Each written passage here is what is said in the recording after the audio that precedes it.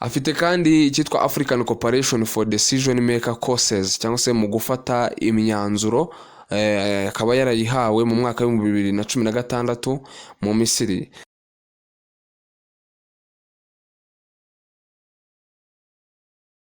Bakunze ba MX Empire, uyu munsi tubazaniye ikiganiro kidasanzwe, noneho navuga ngo nakasamutwe cyangwa se ni ikiganiro mwese dutekereza ko mwari mutegereje, bitewe nuko ibyinshi biri muri iki kiganiro cyangwa se bikubiye muri iki kiganiro. Ntekereza yuko cyangwa se MX Empire twicaye tugatekereza tugasanga yuko hari benshi cyane tuba tutabisobanukiwe. Ese ni ibihe, ni izihe ngingo tugiye kuganiraho uyu munsi mu kiganiro cyacu? Icyo ngusaba ni ukuntiza amatwi n'amaso yawe kugira ngo dukomeze tubane. Mbere na mbere ari gufata isegonda rimwe cyangwa abiri ureba aho hasi handitse subscribe, ubanze ukore subscribe ukande kukazogera, ubundi ukande kuri like kugira ngo ibiganiro byacu tuzajya dushyiraho bijye bibagereraho igihe, kandi turabizi neza ko ibyo dukora byose tubikorera mwebwe kuko muhari ku bwacu, natwe tukaba duhari ku bwanyu.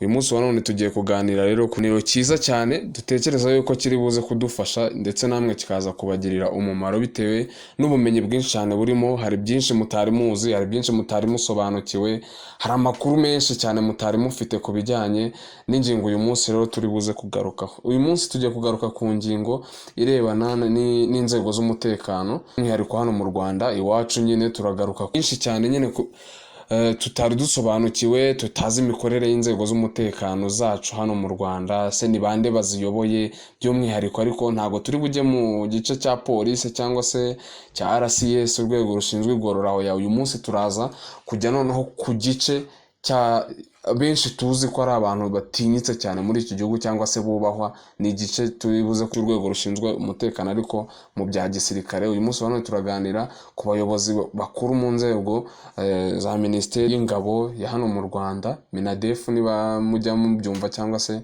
ngira ngo mumaze gusobanuka amakuru menshi abanyarwanda tuba tuyafite zihanitse muri Minadef, ndetse n'abandi bagiye babungirije. Ni byinshi cyane tugiye kugarukaho rero. Ariko se nanone uyu munsi wa none, mbere yuko dutangira, we wicaye ahangaha cyangwa se wicaye aho ngaho urimo kutwumva, yaba ari hano mu Rwanda no hanze, wowe urimo kutwumva urabanza ukibaza se ubundi umusirikare ni ibiki yemerewe, ni ibiki atemerewe? Kuko abenshi tujya tubona abasirikare tukababona gutya ariko nta makuru menshi cyane tubafiteho. Muri make we wicaye aho ngaho utekereza yuko umusirikare yaba ufite amapeti ari hejuru cyangwa se ari hasi, muri make ubundi ni iki yemerewe, ni ibiki atemerewe? Munyemerere tujye ku iteka rya Perezida wa Repubulika nimero 044/01 ryo ku itariki ya 14 Gashyantare mu mwaka wa 2020 rishyiraho stati yihariye y'ingabo z'u Rwanda, rikagena ibijyanye n'umushahara umusirikare ahabwa ndetse n'andi mafaranga n'ibindi agenerwa mu gihe bibaye ngombwa. Ngira ngo murabizi neza yuko iyi stati yaje guhindurwa mu mwaka wa 2020 mu kwezi kwa Gashyantare, yari tariki 14. Ni ukuvuga ngo umutwe wa 6 w'iri teka ugira uti: umushahara n'ibindi bigenerwa abasirikare gasobanurwa kuva ku ngingo yayo ya 86 kugeza ku ya 96 yari ririya teka ry'umukuru w'igihugu. Nta ngano y'amafaranga runaka ari muri ririya teka bijyanye n'uko umushahara abasirikare bagenerwa usanzwe ari ibanga, bitandukanye n'uw'abakozi ba guverinoma cyangwa ab'izindi nzego zishinzwe umutekano. Ingingo ya 86 y'iteka rya Perezida isobanura ko umushahara w'abasirikare utangwa hakurikijwe imiterere yihariye y'imirimo ya gisirikare. Umushahara w'umusirikare ugizwe n'umushahara fatizo ujyanye n'ipeti ndetse n'indamunite cyangwa se allowances, niba mushobora kumva ururimi rw'amahanga, allowances cyangwa se indamunite. Indamunite umusirikare agenerwa zigizwe n'indamunite y'10 iy'ubumenyi bwihariye bijyanye n'amashuri, indamunite y'urwa ya gisirikare yakozwe, ndetse n'izindi ndamunite zagenwa na minisitiri ufite ingabo mu nshingano ze. Umushahara w'umusirikare wishyurwa buri mpera y'ukwezi, ukaba wiyongera hakurikijwe politiki y'imishahara mu Rwanda. Ibindi bigenerwa abasirikare mushobora kwibaza se ni ibihe bindi bigenerwa abasirikare hano mu Rwanda. Muri ibyo ngibyo rero mu bindi bigenerwa abasirikare bo mu ngabo z'u Rwanda harimo amafaranga y'ibibatunga, icumbi, kuvuzwa cyangwa gufashwa kwivuza n'abantu ashinzwe ndetse n'ubwiteganyirize bw'abakozi. Umusirikare ukingizwa mu mirimo ya gisirikare ahabwa amafaranga angana n'inshuro 3 z'umushahara mbumbe w'ukwezi we. Urumva muri make niba ushobora kuba wenda n'urugero ahembwa 200, ahabwa ayikubye inshuro 3 bwahembwa nka 600 mu gihe agitangira kwinjira mu mirimo nyine agihabwa imirimo ahabwa nka 600. Urwo rwaro urugero nari ntanze.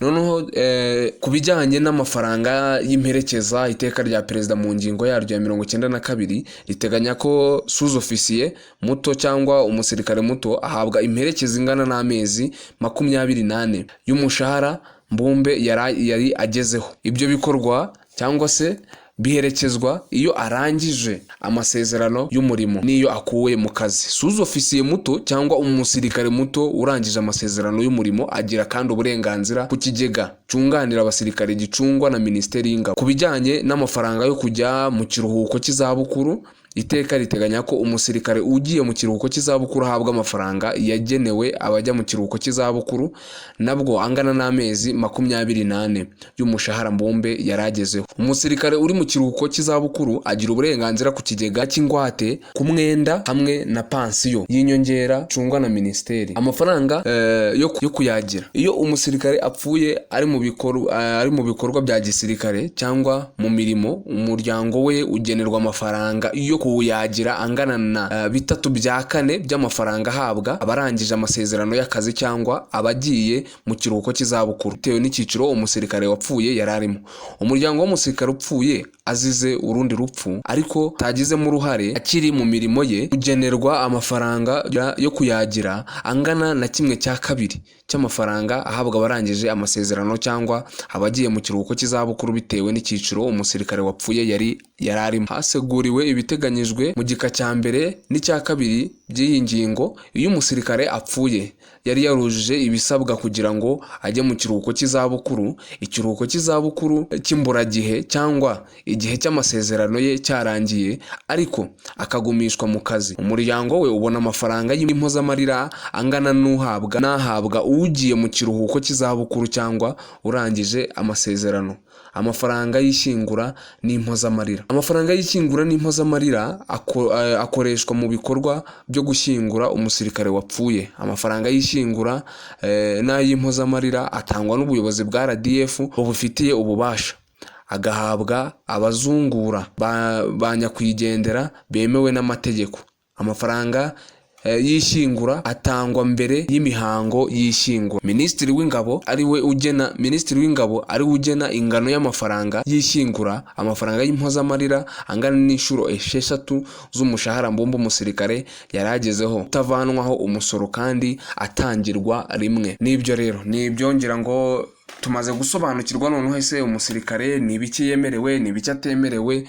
Hari byinshi cyane nyine twari tufiteho amatsiko, yaba twebwe cyangwa se namwe aho wicaye. Hari byinshi cyane utaruzi umusirikare yemerewe, uburenganzira bw'umusirikare ni ubuhe, ese igihe hagize ibibazo runaka ni iki yemerewe, umuryango we ni iki wemererwa, ibyo twita ngo ni impozamarira, ese igihe avuye mu mirimo bitewe n'izabukuru, igihe agiye muri pansiyo ni ibiki yemererwa n'ibindi nk'ibyo ngibyo. Ngira ngo murabizi ko umusirikare nyine ni umuntu wubatswe kandi umuntu uba ukora akazi twese twemera yuko ni akazi kadasanzwe, akazi gasaba kwigomwa, ariko nanone akazi kagaragaza umuntu w'umunyamurava, umuntu uri patriote cyangwa se ukunda igihugu biruta iby'abandi cyangwa se ibyanjye cyangwa ibyawe. Wicaye aho ngaho utwumva uri umusivile ushaka kuvuga uti nkunda igihugu, ariko akenshi tuba tubivuga mu buryo bwa gisivile. Aba ngabo baba babizi rero ko barabiturusha, nibo barwanira igihugu, nibo bashobora kuba batabara igihugu igihe icyo ari cyo cyose igihugu cyaba cyisanze mu matsa.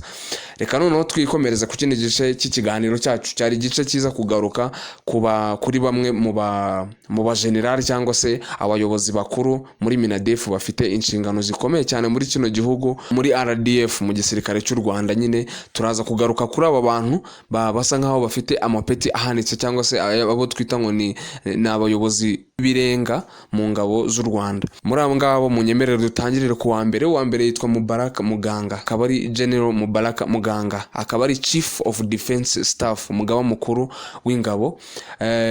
Akaba uyu mugabo rero ushaka kwibaza ese ubundi uyu nguyu uko twamumenye ejo bundi agizwe umugaba mukuru, gusa ngira ngo mwagiye mubimenya ko ubusanzwe Mubaraka Muganga ni umusportif mu buzima bwe bwa buri munsi, mu buzima bwe bwa munsi. Ngira ngo murabizi ko na mbere yuko ahabwa izi nshingano yari umuyobozi wa APRFC, ngira ngo mwajyaga mubona mu bitangazamakuru n'ahandi, ariko ubwo yaje guhabwa izi nshingano nshyashya byaje kuba ngombwa ko ahindura umuvuno, noneho akajya kwita ku zindi nshingano yari ahawe. Icyo gihe ngira ngo mwagiye mumenya ko APR yaje guhabwa abandi bayobozi. Uyu munsi wa none rero nari ngarutse kugira ngo tumuganireho uyu mugaba mukuru w'ikirenga w'ingabo z'u Rwanda, Mubaraka Muganga ni muntu ki? Mubaraka Muganga, General Mubaraka Muganga yavutse mu mwaka w'1967. Yaje kugirwa Chief of Defense Staff mu tariki 5 z'ukwa gatandatu mu mwaka w'2023, ngira ngo murabizi ko ari umwaka ushize. Byongeyeho yamaze igihe kitari gitoya cyane akora ari umusirikare wa RDF cyangwa se w'igisirikare cy'u Rwanda nyine. Akaba yaramazemo imyaka igera kuri 30. Murumva ko ni imyaka myinshi cyane amaze mu gisirikare cy'u Rwanda. Ubwo mugiye kubara mwaza kumva igihe cyose hamwe nyine, igihe cyose hamwe amaze mu nshingano. Icyo gihe yari umusirikare usanzwe mu myaka 30, ubu ngubu hari indi yiyongereyeho noneho ari mu byiciro byo hejuru cyangwa se mu bayobozi bakuru. General Mubaraka Muganga kandi nakubwira yuko yari muri division ya 4, yari komanda wa division ya 4 kuva mu mwaka wa 2008 kugera mu mwaka wa 2012, aza kuba komanda wa division ya 3 kuva mu mwaka wa 2013 kugera mu mwaka wa 2015. Ikindi kandi yaje kuba komanda wa division ya mbere kuva mu mwaka wa 2016 kugera mu mwaka wa 2021. Ikindi Mubaraka Muganga afite kubijyanye n'uburezi cyangwa se kubijyanye na education, amashuri yize muri makeya nyine. Mubaraka Muganga ese kubijyanye n'amashuri afite yihe stati cyangwa se status mu rurimi rw'amahanga? General Mubaraka Muganga afite icyo bita impamyabumenyi ya kaminuza y'iciciro cya 2 cya kaminuza, ibyo ibimenyerewe nka A0 mu bijyanye n'imiyoborere. Amashuri ye ya gisirikare harimo Cadet Officer Courses yagiye mu mwaka wa 1988 ndetse n'1989 ahitwa Ijinja muri Uganda, ni mu gihugu cy'abaturanyi, mu gice cy'amajyaruguru y'u Rwanda nyine muri Uganda, ahitwa Ijinja. Akaba ariho yagiye afatira ayo masomo yose. Mu yandi masomo kandi General Mubaraka Muganga aho ngaho yanahakuye cyo navuga ngo ni grade 3 mu bijyanye na staff courses cyangwa se mu miyoborere, mu amasomo y'imiyoborere mu bya gisirikare. Akaba afite yarayibonye ahitwa Nyakinama, akaba ari mu Rwanda, ngira ngo murahazi mu majyaruguru y'u Rwanda mu karere ka Musanze nyine. Cyangwa se andi mashuri cyangwa ubundi bumenyi yagiye ahabwa ariko mu buryo bw'inyandiko mu mpamyabumenyi afite, nuko General Mubaraka Muganga yabaye umuyobozi wa command staff courses, cyangwa se yaje kuba ahabwa nyine inshingano, yaje kuba ahabwa ubumenyi ku bijyanye na command and staff courses. Yari mu mwaka wa 2005 muri National Defense University of PLA mu Bushinwa, Managing Defense in Democracy Courses. Ayo ubwo n'ubundi bunararibonye yagiye yagira mu mashuri y'ibijyanye na demokarasi mu bya gisirikare mu mwaka wa 2006. Akaba aribwo nyine byabaye, bikaba byarabereye ahitwa ngo ni Peace Support Training Center Karen, aho ni mu gihugu cya Kenya.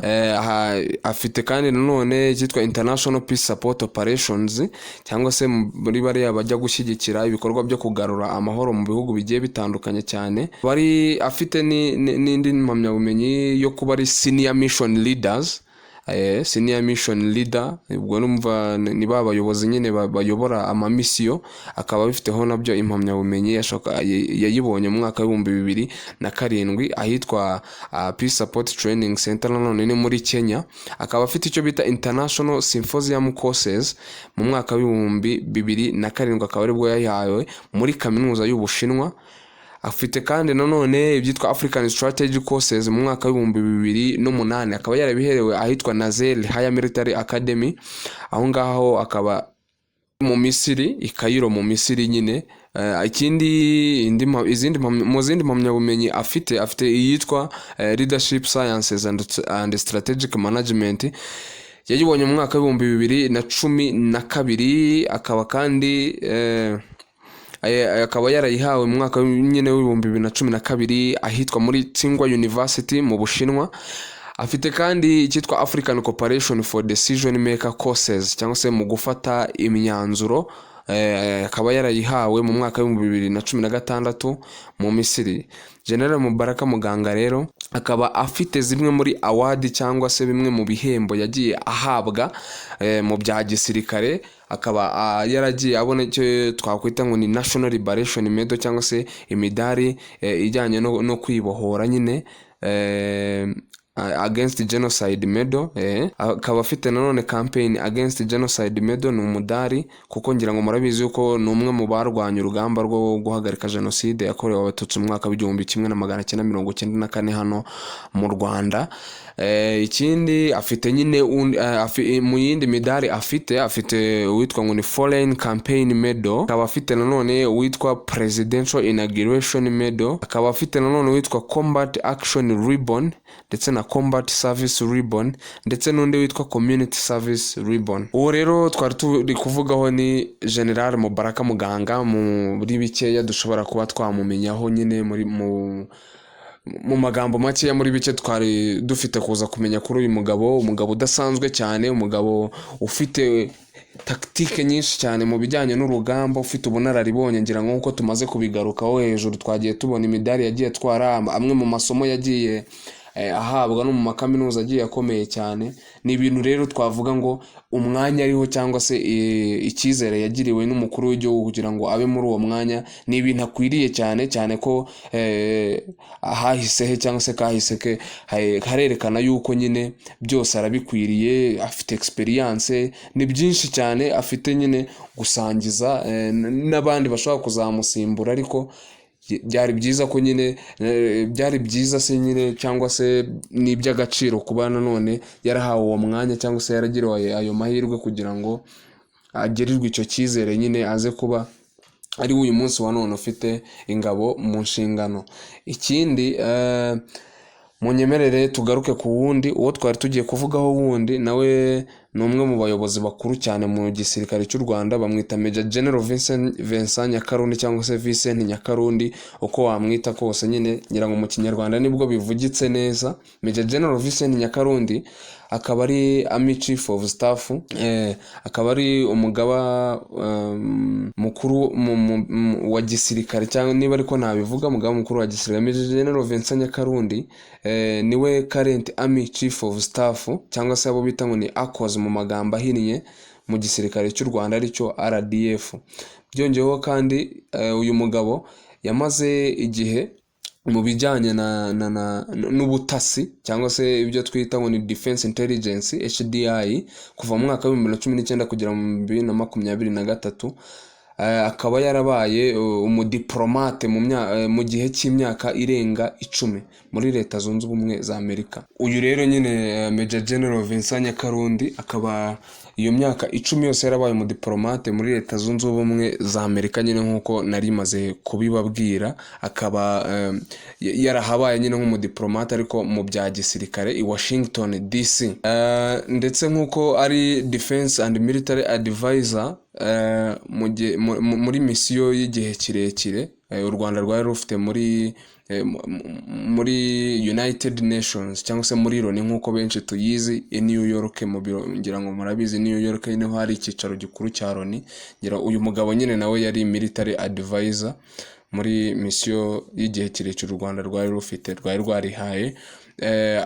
None ni ukuvuga ngo experience y'uyu mugabo cyangwa se uyu mupapa niba ariko twabivuga, afite experience mu bijyanye na ibyo twakwita mu ndimi z'amahanga ngo ni Rwanda General in Commanding Troops, cyangwa se mu kuyobora ingabo nyine, mu kuyobora ingabo, strategic planning, international relations, ububanyi n'amahanga, ubuyobozi mu bya gisirikare, ndetse n'imwe mu myanya yagiye abona irimo cyangwa se ibyo bita military contingency, yagiye ayihabwa muri African Union Mission muri Sudani y'Epfo, cyangwa se mu magambo ahinnye byitwa AMIS mu mwaka wa 2004, ndetse bimwe mu bindi yagiye ageraho cyangwa se bimwe mu zindi nshingano yagiye ahabwa, yari chief instructor mu bijyanye na military academy hano mu Rwanda,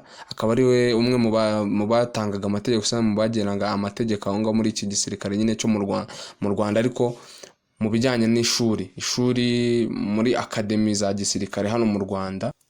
Ndetse yabaye instructor cyangwa se umunyamategeko cyangwa utanga amategeko at the German UN Military Observers, cyangwa se abashinzwe kugenzura mu bugenzuzi mu gisirikare mu Budage nyine, ariko bashingiye mu butumwa bw'amahoro nyine mu gisirikare cya Loni, niba ariko nabivuga, ngira ngo murabizi ko na Loni igira igisirikare ariko gihuriwe n'ibihugu bigiye bitandukanye mu mashuri amwe n'amwe. Ibyo byose akaba yarabikoze nyine muri ayo mashuri aho ngaho mu Budage aho yabaga ari. Tukiri kuri uno Major General nyine Vincent Nyakarundi, yagiye ahabwa amashuri mu bijyanye na strategic studies, cyangwa se mu kwiga strategy mu bya gisirikare mu gisirikare cya Leta Zunze Ubumwe za Amerika, ariko cyigisha ibijyanye n'intambara, cyangwa se mu ndimi z'amahanga US Army War College. Ndetse afite Master of Arts mu bijyanye na Political Sciences, cyangwa se science politique nk'uko mujya mubyumva mu gifaransa mu ndimi zindi z'amahanga. Afite kandi postgraduate diploma yahawe na Loni nk'uko tujya tubyumva nyine ngo ni Loni cyangwa se United Nations nk'uko abantu bamwe tujya tubivuga.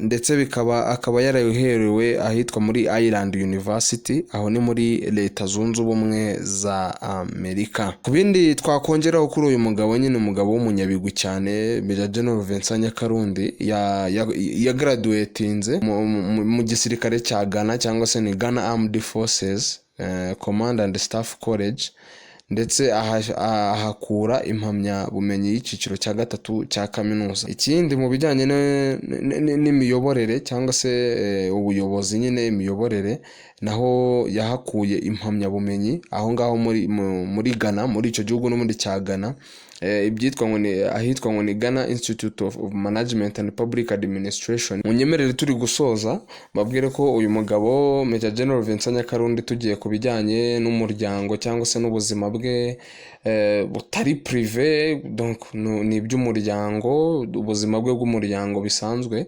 babwire ko uyu mugabo Major General Vincent Nyakarundi afite abana 4, professional interest cyangwa se bimwe mu byo muri make akora nk'ubunyamwuga, harimo kuba ari umu military strategist, kandi akaba ari umwe mu bashinzwe gushyiraho amategeko cyangwa se zimwe muri strategy zifasha mu kugarura amahoro mu nce zimwe na zimwe, cyangwa se ahantu hamwe na hamwe. Ngira ngo mujya mubibona ko RDF ijya mu mamisi amwe namwe, ni umwe mu bantu nyine bicara bagashaka strategy zo gutuma aho hantu nyine haba hagiye kubungwabungwa amahoro, cyangwa se kurindwa kugira ngo umutekano ukomeze usagambe. Ni umwe mu bantu bicara kuko ni umu strategist, aricara nyine akamenya neza igikenewe kugira ngo aho hantu habe hakongera gusubirana ubusugire bwaho, cyangwa se hakongera kugira umutekano, ndetse n'abasivile bagakomeza kurindwa muri makeya. Akaba kandi uyu mugabo afite ubunararibonye mu bijyanye no gukemura ubwumvikane bukeya mu bya gisirikare. Burya nk'uko mubizi ngo ntazibanya zidakomenya amahembe, naho rimwe na rimwe hari igihe hazamo ubwumvikane buke. Uyu mugabo rero arabizobereye ibijyanye no gukemura amakimbirane cyangwa se ubwumvikane bukeya, ariko mu bya gisirikare uyu mugabo rwose arabizobereye kandi abizi neza. akaba uyu mugabo mu bindi wamumenyaho byoroheje avuga mu indimi z'amahanga zindi. Ururimi avuga rwa mbere ni uko avuga ikinyarwanda kandi akakivuga neza cyane. Ikindi avuga icyongereza, avuga igifaransa ndetse avuga n'igiswahili. Ngira ngo murabizi ko igiswahili ni rumwe mu ndimi zikoreshwa cyane cyane n'ibisirikare bya hano muri Afurika, by'umwihariko muri Afurika y'Uburasirazuba, ndetse uretse no kuvugana n'ubu ngubu ahubwo na kera niko byahoze. Ngira ngo nawe muramuzi yuko uyu Major General Vincent Nyakarundi nawe yari umwe mu bagize nyine uruhare mu ihagarikwa rya jenoside yakorewe abatutsi mu mwaka w'1994. Abandi bamwe mu ba generali nyine twari turimo kugenda tuganiraho nyuma ya Major General Vincent Nyakarundi, hari n'undi ndetse nawe ngira ngo mwagiye mumumenya, bamwe mu bagenda bakurikirana ibintu bya gisirikare cyane. Gusa ariko igisirikare akenshi hano mu Rwanda, iyo umuntu avuze igisirikare abantu twumva nyine igisirikare nyine gisanzwe, abo dusanzwe tubona, ariko hari abandi tutajya dupfa kubona, ariko nabo bari mu bamwe ni kimwe mu gice kigize nyine ingabo z'u Rwanda, ariko cyo ntabwo ari kirwanira ku butaka, bo barwanira mu kirere, ni Air Force. Uwo tugiye kuvugaho nyine akora muri Air Force, ni igice kirwanira cy'ingabo z'u Rwanda ariko zirwanira mu kirere. Uyu nta wundi rero bamwita Lieutenant General Jean-Jacques Mupenzi. Ngira ngo nk'uko mubizi nyine aba bose bagiyeho mu gihe mu mwaka ushize 2023. Uyu Lieutenant General Jean-Jacques Mupenzi hari byinshi mu byo wamumenyaho. Yavutse mu mwaka w'1968. uyu munsi wa none akaba ari gukora nka Chief of Staff mu ngabo z'u Rwanda ariko zirwanira mu kirere. Mu myaka 30 yose muri kariyeri amaze mu gisirikare cy'u Rwanda, yabaye umwe mu bagiye bakomandinga cyangwa se bayobora batayo, brigade n'amadiviziyo agiye atandukanye mu gisirikare cy'u Rwanda nyine, mu gihe nyine cyo kugarura amahoro cyangwa se mu ntambara barwanaga yo kugira ngo bagarure amahoro hano mu Rwanda iwacu. Ndetse uyu mugabo baye komanda mu gisirikare cy'u Rwanda mu byo twita ngo ni Rwanda Defense Force Senior Command and Staff College at the Command Mechanized Division.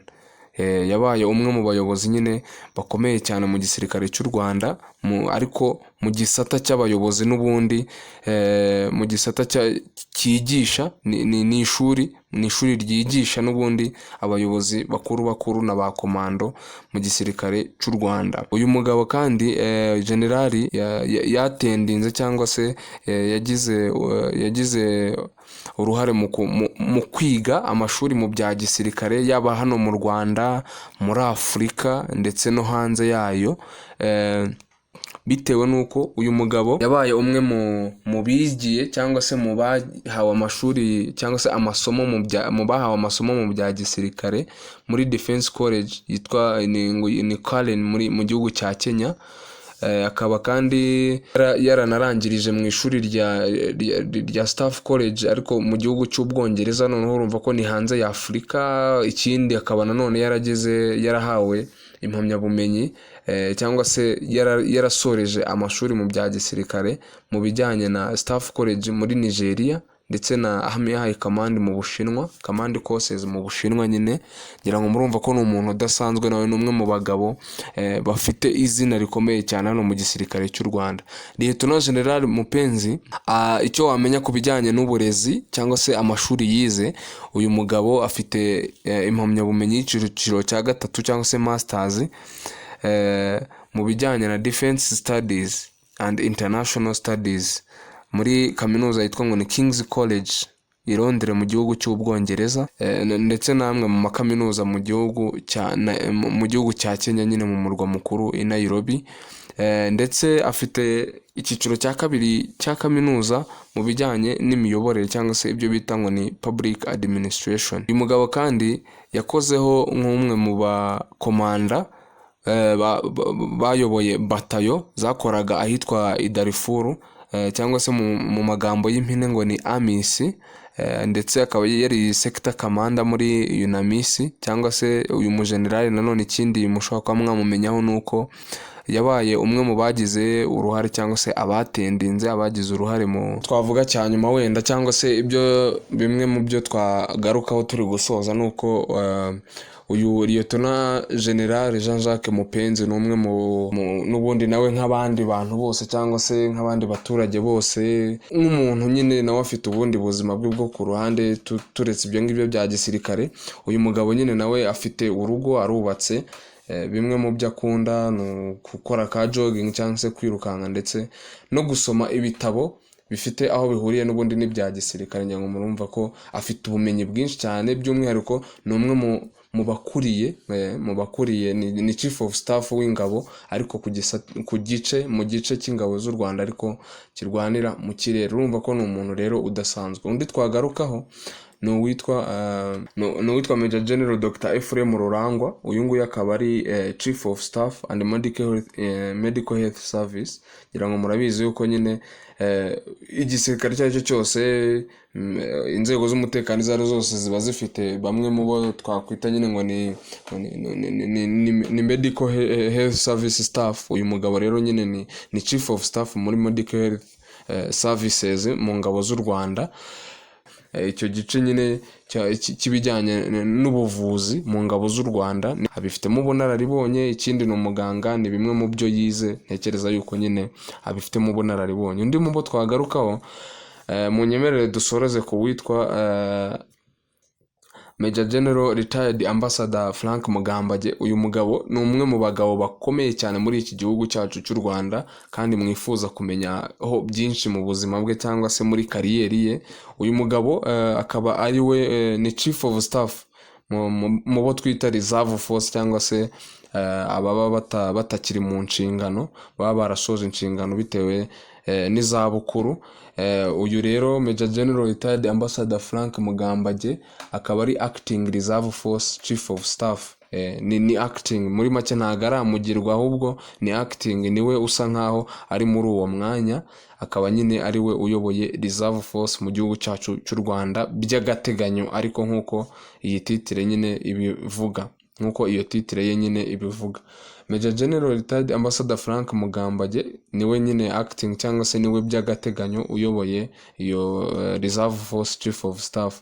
Uyu mugabo kandi yabaye appointed cyangwa se yagizwe Deputy Reserve Force Chief of Staff mu bijyanye na production mu kwezi kwa 11 mwaka wa 2020 mwaka wa 2020. Noneho ikindi cyiyongeyeho nuko uyu mugabo yari mu byo twakwita ngo ni Rwandan High Commissioner and Ambassador to Republics of Uganda and South Sudan kuva mu mwaka wa 2009 ndetse n'umwaka wa 2020.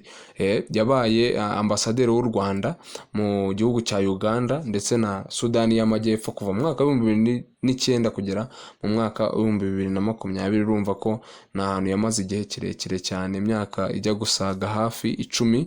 Uyu Major General kandi Retired Ambassador Frank Mugambage ni umwe mu bagiye bagera ku bintu byinshi bigiye bitandukanye cyangwa se bahabwa inshingano zigiye zitandukanye.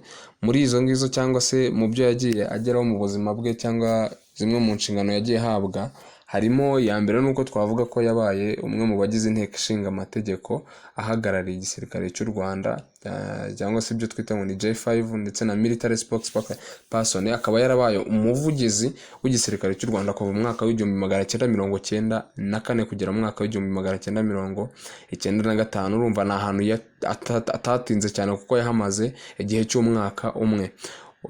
Mu zindi nshingano twagarukaho nuko yabaye Director of Cabinet mu biro bya Perezida, yabaye umuyobozi mukuru wa cabinet mu biro bya Perezida kuva mu mwaka wa 1996 kugera mu mwaka wa 1999. Ikindi muri bimwe wamenya cyangwa se mu zindi nshingano uyu mugabo Major General Retired Ambassador Frank Mugambage yahawe nuko yagizwe Deputy Chief of Staff of Rwanda Defense Forces kuva mu mwaka wa 1998 kugera mu mwaka wa 2000. Urumva ko nyine yari yungirije umugaba mukuru w'ingabo z'u Rwanda kuva muri 1998 kugera mu mwaka wa 2000. Mu zindi nshingano nuko yabaye Commissioner General of Rwanda National Police, yabaye umuyobozi wa polisi mukuru mu gihugu cy'u Rwanda mu kuva mu mwaka w'ibihumbi bibiri kugera mu mwaka w'ibihumbi 2004. Urumva naho ntabwo yahatinze, hamaze imyaka igera kuri 3 cyangwa 4. Mu zindi nshingano twavuga nuko yabaye Director of Cabinet mu biro bya perezida, n'ubundi nanone yaje kugarurwa kuri za nshingano, yaje kugarurwa ku nshingano aba ukuriye kabine mu biro bya perezida kuva mu mwaka w'ibihumbi 2006 kugera mu mwaka w'ibihumbi 2009. Nanone kandi yaje kuba High Commissioner ndetse aba na ambasaderi muri Repubulika ya Uganda ndetse na Sudani y'Amajyepfo nanone kuva mu mwaka w'ibihumbi 2009 kugera mu mwaka w'ibihumbi 2020. Ndi gusoza mu nyemerere ngaruke nanone kuri bimwe uyu mugabo nyine yagiye ageraho. Yaje kuba kandi kuva uyu munsi wa none cyangwa se kuva igihe yashyiriweho kugerana n'ubu ngubu, uyu mugabo nyine ibyo byose twavuze haruguru n'ibyo yagiye akora mu myaka yo hambere cyangwa se mu myaka yashize, ariko ubu ngubu akaba ari umwe mu bayobozi bakuru nyine ahangaha muri iki gihugu cyacu cy'u Rwanda, ko kugeza uyu munsi wa none nk'uko nari nigeze kubigarukaho ni umuyobozi w'agateganyo wa Reserve Force cyangwa se ingabo zitakiri mu nshingano uyu munsi wa none ahangaha mu Rwanda. Major General Frank Mugambage afite mu bijyanye n'iby'uburezi cyangwa se n'uburezi impamyabumenyi yagiye ahabwa. Uyu mugabo Major General Frank Mugambage afite impamyabumenyi y'icyiciro cya 2 cya kaminuza mu bijyanye na biology, chimie, ndetse kandi iyi impamyabumenyi akaba yarayiherewe muri kaminuza ya Makerere University mu mwaka w'1977. Akaba kandi afite icyo twakwita ni postgraduate diploma mu bijyanye n'uburezi yaherewe nanone muri Makerere University mu mwaka w'1980. Akaba afite impamyabumenyi y'iciciro cya 3 cya kaminuza mu bijyanye na diplomasi n'ububanyi n'amahanga yaherewe muri kaminuza ya Nairobi mu mwaka w'2005. Uyu mugabo udasanzwe nanone Major General Frank Mugambage yabaye ambasaderi nyine, nshatse ubu ngubu nanamwita nyine ko ari ambassador, kuko urumva yagiye ahagararira u Rwanda mu bihugu nka Uganda ndetse na Afurika y'Epfo. Iryo zina n'ubundi agomba kuba yarigumana. Uyu ambassador Frank Mugambage yagiye atumirwa cyangwa se ahabwa inshingano mu by'umutekano bitewe n'amasomo nyine yagiye ahabwa mu bya gisirikare, harimo management courses, resource management courses, cyangwa se mu gucunga umutungo mu bijyanye n'ibya gisirikare nyine muri Naval Postgraduate School Montreal muri California muri Leta Zunze Ubumwe za Amerika mu mwaka w'1996. Akaba kandi nanone yarahawe impamyabumenyi mu bijyanye n'amasomo mu byo gucunga umutekano muri National Defense University y'i Beijing mu gihugu cy'Ubushinwa mu mwaka w'1999. Akaba yariherewe ahitwa ni National Defense College muri Nairobi muri Kenya nyine, i Nairobi muri Kenya mu mwaka w'2005. Uyu Major General Ambassador Frank Mugambage akaba kandi yaragiye ahabwa ibihembo bigiye bitandukanye cyane. Mu nyemerere tugaruke muri bimwe muri ibyo bihembo nyine twavuga nka National Liberation Medal, kuko nawe n'umwe mu bagize uruhare mu gutuma igihugu cyacu kibohora kibona ubwigenge, kwita ngo ni Campaign Against Genocide Medal, cyangwa se afite umudari mu bijyanye no kurwanya jenoside. Ngira ngo murabizi ko nawe n'umwe mu barwanya nyine urugamba rwo guhagarika jenoside yakorewe abatutsi mu Rwanda mu mwaka w'1994. Akaba afite nanone Foreign Campaign Medal, afite Presidential Inauguration Medal, Combat Action Ribbon y'urugamba nyine, medali y'urugamba, Command Ribbon. Akaba afite n'indi yitwa ngo ni Community Service Ribbon. Uyu mugabo nyine urumva ko nawe ni umunyabigwi mu byo akora, ntago ari mushyashya, ni ibintu asanzwe azi neza kandi azi kubikora neza bitewe nuko zimwe mu mpamyabumenyi ze nyine zirabigaragaza, ndetse n'imwe mu mirimo yagiye ahabwa hano mu gihugu, ndetse byose biragaragaza ubuhanga n'ubukaka uyu mugabo yihariye ku giti cye wenyine. Uyu mugabo ikindi twababwira dusoza ni uko uyu mugabo nyine nk'abandi bose nk'uko nagiye mbigarukaho, nawe ni umugabo wubatse afite, ndetse yahawe umugisha wo kugira abana bagera kuri 3. Ndumva ari ahangaha twasoreza rero, rishobora kuba ryaragiye ryashyirwaho mu gihe runaka. Ese uwo musirikare ni ibiki yemerewe, ni ibiki atemerewe, umuryango we n'ibindi nk'ibyo ngibyo, ibyo byose twamaze kubimenya, ndetse tubabwira na bamwe mu bayobozi bakomeye cyane cyangwa se bafite amaranka akomeye cyane mu ngabo z'igihugu hano mu Rwanda, ndetse n'inshingano bafite nyine muri RDF. Ibyo byose twagiye tubibagezaho.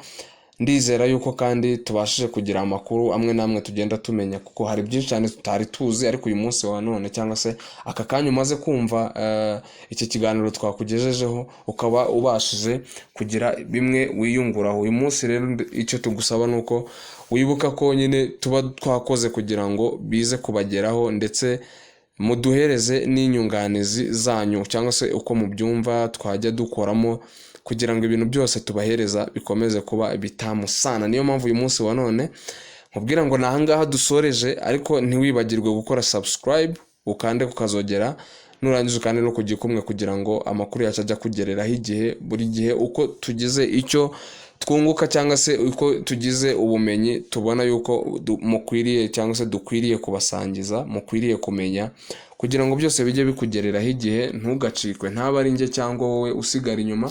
Reka mbabwire ngo ciao ciao, Imana ikomeze ibarinde. MX Empire nakagaruka. Ciao ciao.